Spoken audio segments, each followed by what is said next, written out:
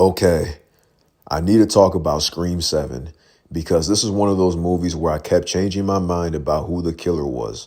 At first, I thought I had it figured out. Then the movie flipped everything. Then I thought I figured it out again. And by the final reveal, I realized this movie actually did a really good job keeping me guessing. And the motive, at first, I thought it was weak. But after really thinking about it, I kind of respect what they were trying to do. Let's break it down. The movie opens at Stu Macher's house, now turned into this twisted stab exhibit / horror tourism spot. That's such a meta Scream idea. Turning trauma into entertainment is very on brand for this franchise. The opening kill was solid, not my favorite in this series. I still think the original and Scream 2 clear, but it sets the tone. This movie is about the legacy. Then we meet Sidney's daughter, Tatum. I actually really like Tatum. She feels insecure, like she has something to prove. And imagine being Sidney Prescott's daughter. That pressure alone is crazy. The mother-daughter dynamic is honestly the emotional core of this movie. That's what makes this installment feel different. It's not just who's Ghostface, it's what does trauma do to the next generation. Then we get this wild twist.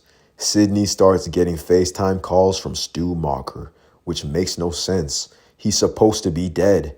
Immediately, I'm thinking, okay, this has to be AI. And who in this movie is good with tech?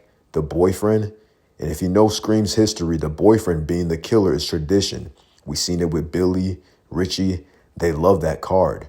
So I thought I had it solved, but it felt too obvious. Then Gale literally runs over Ghostface and then unmasks him. And it's some random guy, an escaped mental patient. At this point, I'm thinking, okay, this movie is playing games. Then Sidney visits the asylum and is told Stu is alive. That threw me off. I was confused. But then we find out that that was a lie. And that's when it clicks. That this thing is bigger than just one killer. And when the extra Ghostface shows up, that was one of my favorite moments in the movie. And the Ghostface behind it all was Jessica Bowden. And I'm not going to lie, at first I didn't love her motive, but here's what it is. She was inspired by Sidney's book. She killed her abusive husband. She built her identity around Sidney being this eternal trauma survivor. And when Sidney wasn't involved in the New York killings in Scream 6, her image of Sidney shattered. So she decides to recreate the trauma.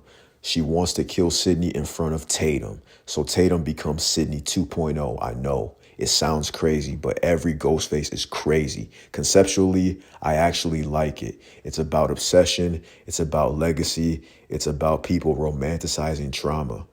The execution could have been stronger though, but I respect that they tried something new instead of another fame-driven motive.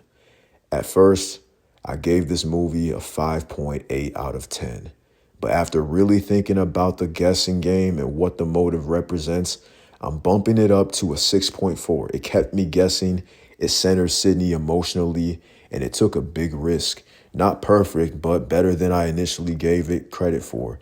What did you think about Ghostface review? Did the motive work for you? Let's talk about it in the comments, guys. It's been a TV and movie reactions. I'm out.